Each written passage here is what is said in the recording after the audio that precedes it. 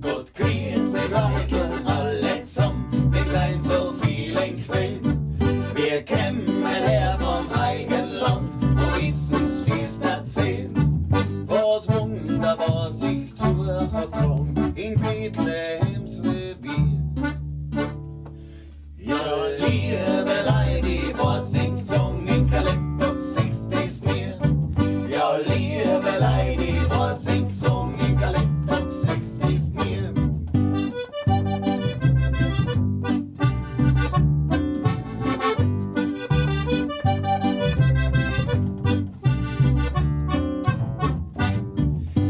Wir haben nachts bei die Schafeln gemacht, die Einster rupt der Stoff. Hat so wunderschöne Lichteln gemacht, und Himmelloch war auf. Auf einmal kämen Engel aus, zerschorner Kalisch all. Die sagen, heut war der Heilandsfind zu Bethlehem im Stall. Die sagen, heut war der Heilandsfind zu Bethlehem im Stall.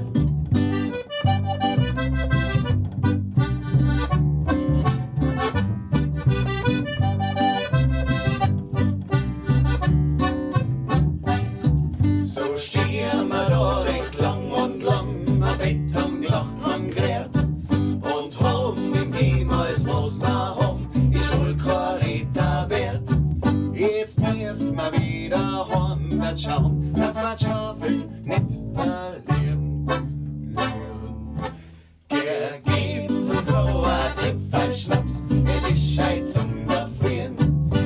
Gib's uns so ein Tripfel Schnaps, es ist Scheit zum Erfrieren. Und gib's uns so ein Tripfel Schnaps, es ist Scheit zum Erfrieren. Gib's uns so ein Tripfel Schnaps, es ist Scheit zum Erfrieren. Stapsel. Oh. Man braucht's nicht mehr da frieren heute. Prosit. Gesundheit. Ein ganz herzliches Grüß Gott, liebe Zuschauer von Tirol TV. Ich darf euch willkommen heißen zu einer besonderen Ausgabe unserer AK Tirol Tour 2018. Denn wir feiern heute ein bisschen Weihnachten miteinander. Wie jedes Jahr treffen wir uns mit unseren Freunden von den jungen Zillertalern beim Reiter Martin im Stoffelheißl in St. Gertraudi und erleben ein bisschen Tiroler Advent miteinander. Heute mit dabei unser Arbeiterkammerpräsident Erwin Zangerl, der wird auch ein bisschen mit uns adventlich musizieren und wir schwelgen in Erinnerungen. Die Kindheit in Tirol in der Adventszeit zur Weihnachtszeit und der Martin Reiter wird uns ein bisschen was über die Tiroler Weihnachtsgeschichten der vergangenen Jahrhunderte verraten. Und jetzt hochen wir ein bisschen den Juzis zu, denn die haben uns ein wunderschönes Lied mitgebracht. Dann reißt's auf.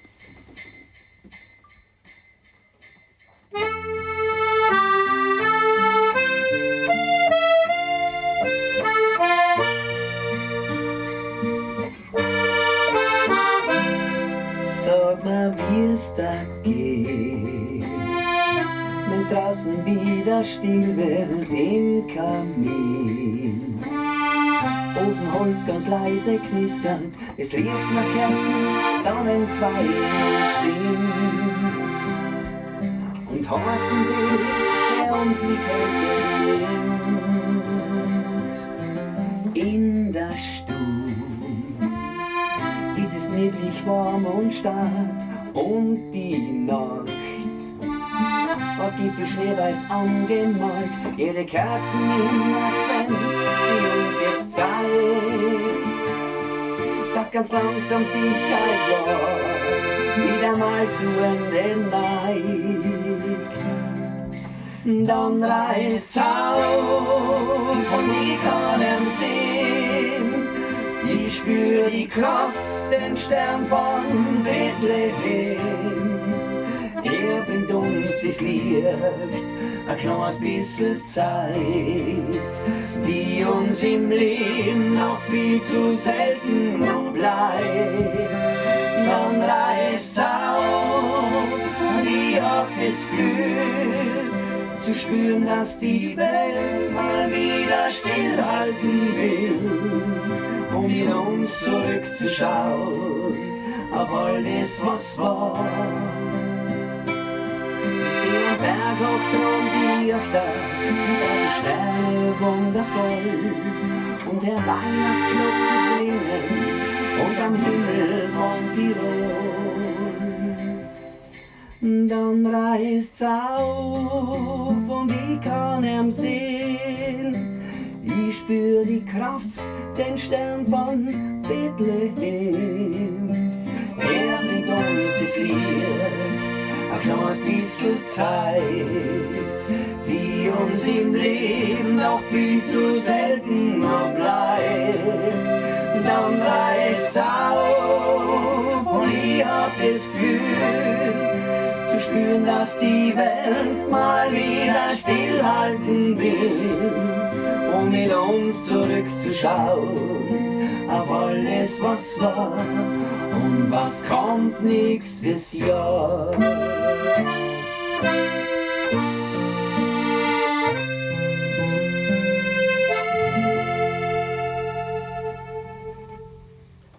Wenn man von Nikolaus redet, dann denkt man natürlich an den 6. Dezember, aber ganz anders ist es in Reit im Alpachtal. Da wird seit über 300 Jahren das Nikolausspiel aufgeführt. Früher in den Stuben von den Bauernhöfe und heute auf der Theaterbühne beim Stockerwirt. Interessant ist, dass das Nikolausspiel eigentlich mit dem Nikolaus relativ wenig zu tun hat. Der taucht erst ganz am Ende auf. Es ist eher ein bäuerlicher Jedermann und da gibt es dann Szenen wie zum Beispiel Tod und Jüngling. Also der Jüngling, der muss dann sterben, ob er will oder nicht. Es gibt den Streit zwischen Vorgesetzten, zwischen Knecht und Bauer oder zwischen Förster und den Gorsern. Und natürlich auch lustige Szenen, als wie der Zillertaler Öltrager Küllwall oder die Bettler und so weiter und so fort. Alle 7 Jahre wird das aufgeführt. Heuer ist wieder so weiter, so eine echte Seltenheit. Und Seltenheit gibt es auch bei mir im Archiv daheim. Da habe ich nämlich immer wieder alte Lieder ausgegraben. Und eins habe ich heute einmal mit, ganz ein interessantes. Und das wäre jetzt halt euch einmal geben, weil es wird ja so oft geredet, dass die Musik da Playback oder was spielen bei Insta erinnern im Stoffleisel, da ist alles live und jetzt werden wir gleich einmal die Jutzi testen. Es fängt heute an zum Brinner, das ist 1936 aufgeschrieben worden von Tiroler Volksliedarchiv und jetzt bin ich neugierig, ob es das zusammenbringt. Schauen wir mal.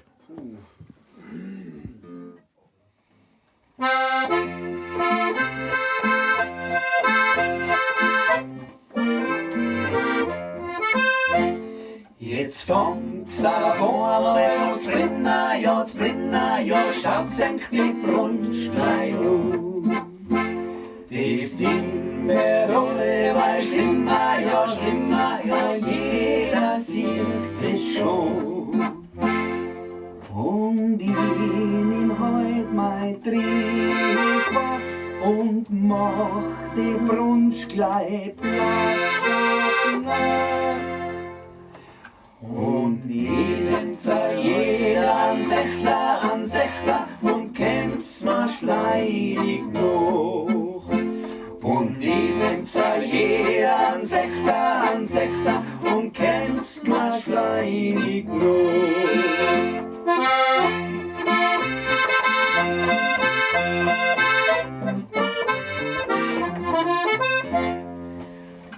Was hat denn das Ding zu bedeuten, just heut am Mitternacht? Der Himmel brennt schon vor Weiten, vor Herrlichkeit und Pracht. Die Engel, ja, die singen es ist ein kleines Kind geboren. Kindlein, wo bist du geboren, zu Bethlehem im Stall. Kindlein, wo bist du geboren, zu Bethlehem im Stall. Die wenigsten Leute werden wissen, dass der echte Welthit musikalisch aus Österreich stammt, und zwar aus Salzburg. Stille Nacht, heilige Nacht, das ist genau vor 200 Jahren erst aufgeführt worden.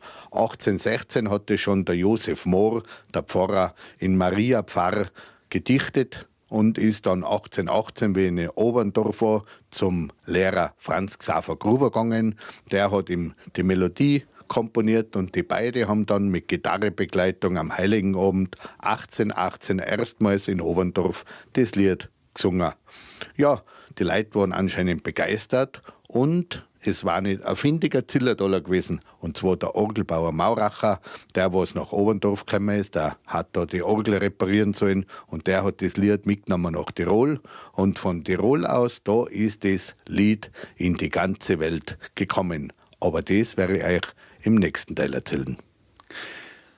Ja, wenn man Martin so ein bisschen mit seinen Ausführungen über die vergangenen 200 Jahre zuhört, hat man das Gefühl, es geht uns heute eigentlich recht gut. Aber es ist, wenn man ein bisschen genauer hinschaut, auch bei uns in Tirol nicht überall gerade so, dass Weihnachten die Zeit des Überflusses und des Konsumwahns ist. Ich glaube, es gibt einen Haufen Menschen und ich glaube, von denen hörst du auch sehr oft, denen es um die Zeit überhaupt nicht gut geht. Ja, wir erleben da natürlich einiges, klarerweise. Auch Positives, Gott sei Dank, aber natürlich spürt man schon auch, dass der Druck natürlich auf die Menschen permanent zunimmt. Das ist einmal natürlich der Druck, was die Arbeitswelt betrifft, aber auch natürlich, was den Konsum betrifft. Und viele haben natürlich ein Problem dann, das alles zu investieren, was an und für sich heute unter Anführungszeichen normal ist und dadurch natürlich Probleme kriegen. Und gerade Weihnachten natürlich ist eine Phase, die ja auch belastend sein kann. Auf der anderen Seite ein freudiges Fest, aber auch natürlich für viele belastend. Einerseits jene, die allein sein, das ist natürlich nicht einfach zu dieser Zeit. Aber auch das andere, das alles auf den Tisch zu bringen, was man sich wünschen würde, überfordert auch manche, klarerweise. Aber ich glaube einfach, entscheidend ist nicht das, was man auf den Tisch bringt, sondern das, was man im Herzen trägt, das, glaube ich, ist entscheidend. Und da kann man viel mehr geben. Und das ist, glaube ich, auch ein Teil von Weihnachten, dass man auch an jene denkt, denen es nicht so gut geht.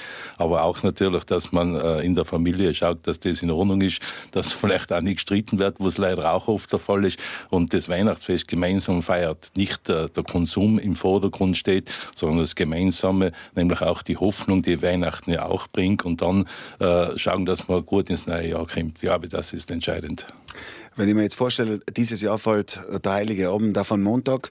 Ich kann mir vorstellen, dass da ganz, ganz viele Leute sehr spät einen Christbaum ausschmücken können, weil sie eben noch berufstätig sind. Und nachdem wir alle in letzter Sekunde unbedingt noch was brauchen, wahrscheinlich auch für uns da sein müssen, das ist eine Sache, mit der man in der heutigen Zeit wahrscheinlich einfach wird leben müssen. Man müsste nicht leben. Man kann also auch rechtzeitig die Dinge erledigen, ist keine Frage. Aber das ist halt leider so.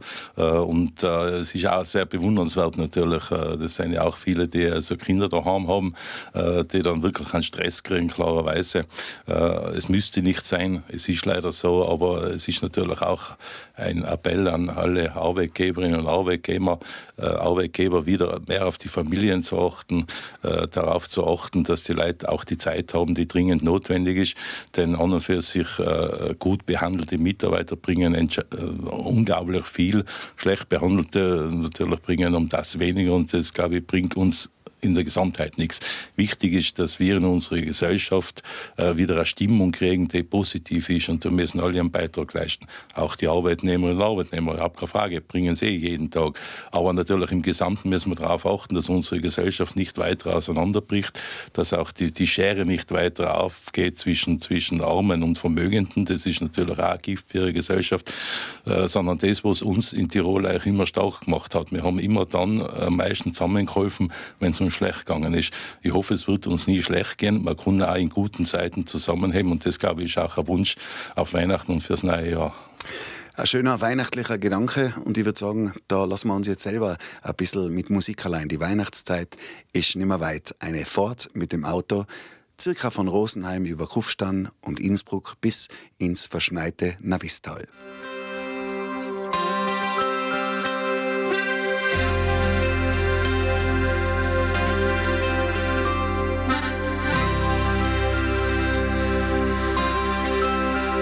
Eine lange Fahrt, die liegt vor mir.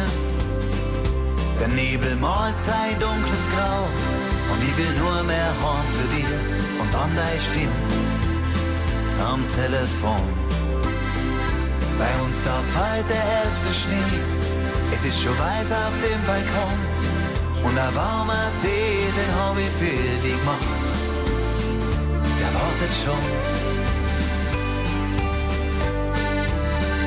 Noch ewig weit, bin ich entfernt.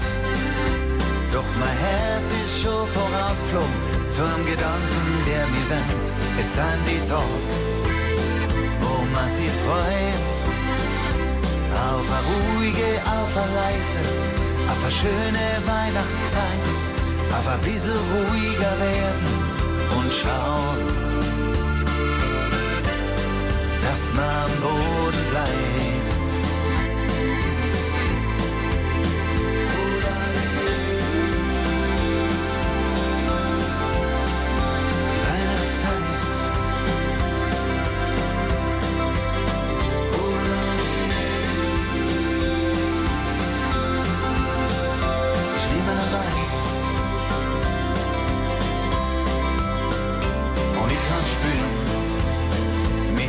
Stund, das wehe Herz, der müde Geist, werden langsam wieder gesund.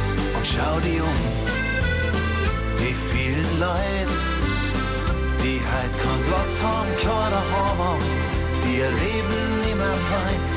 Ich nehm euch mit diesem Lied und mit der Hoffnung, dass bei euch auch Weihnacht wird.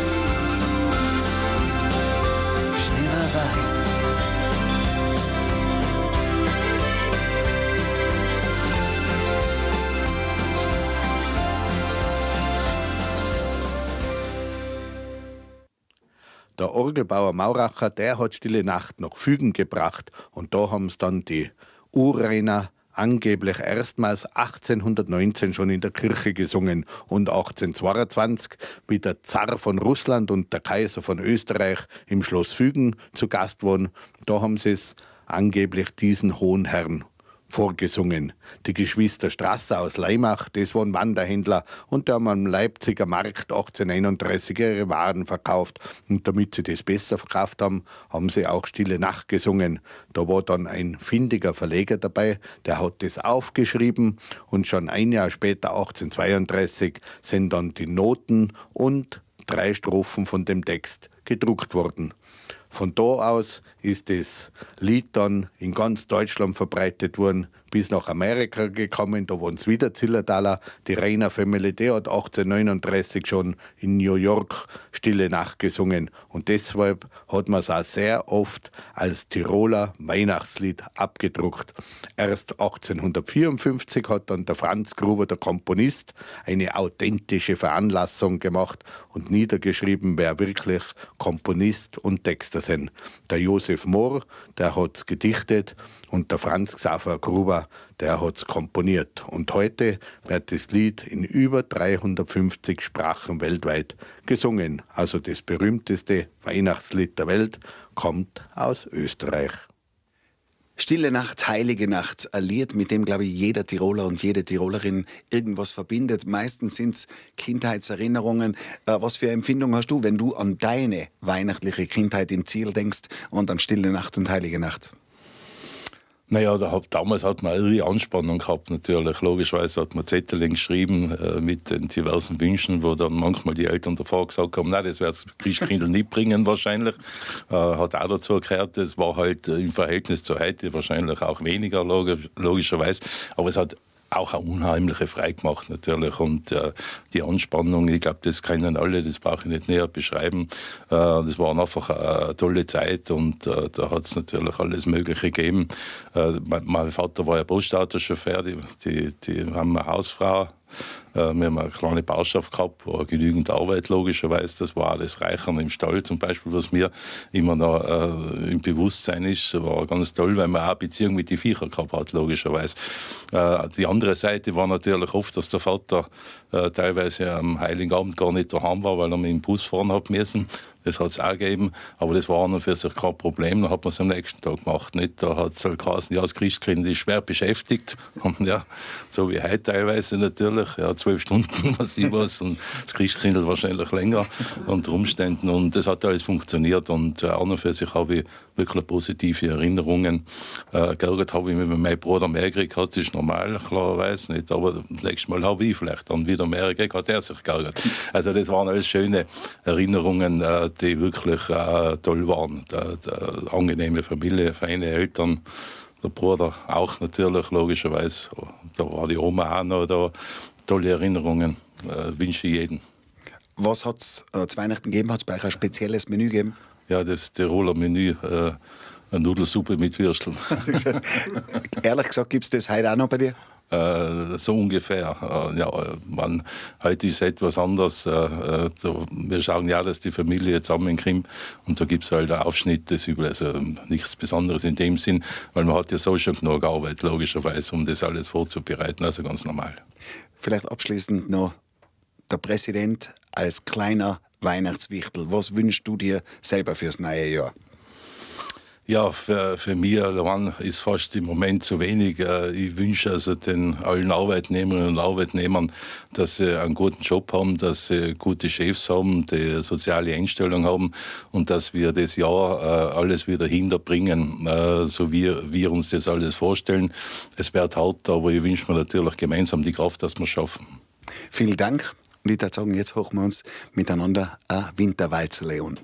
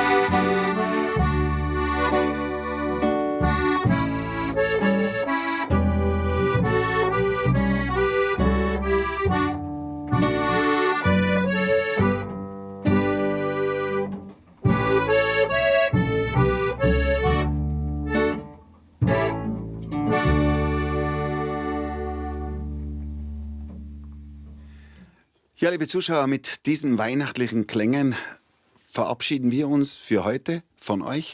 Schön, dass ihr mit dabei gewesen seid. Die AK Tirol Tour 2018 geht hiermit zu Ende. Musikalisch werden wir jetzt noch miteinander wagen. Vielen, vielen Dank, liebe junge Zillertaler, dass ihr mit dabei gewesen seid. Lieber Präsident Erwin Zanger. Und ich glaube, jetzt spielen wir noch ein Liedl, das du auch besonders gern magst. Es wird schon gleich dumper. Und wir taten uns freuen, wenn ihr vielleicht daheim ein bisschen mitsingt. Wir bedanken uns natürlich auch bei unserem Gastgeber, beim Reiter Martin vom Stoffelheißel, wo wir uns jetzt befinden. Und ich glaube, Martin, du hast uns noch ein besonders Gutsal mitgebracht. Ja, vor über 200 Jahren, da ist natürlich auch sehr arm zugegangen in Tirol und in Salzburg, wenn man Stille Nacht komponiert hat. Und ebenso schlecht ist es einigen Tirolern gegangen in die 30er Jahre, sodass sie nach Brasilien ausgewandert sind und dort die Tiroler Kolonie 13 Linden gegründet haben. Und dort, der Chor von 13 Linden, der hat uns einen Weihnachtsgruß geschickt, Stille Nacht, auf Portugiesisch und auf Deutsch. Wir grüßen nach Brasilien und wir grüßen alle Zuseher von Tirol TV. Israel.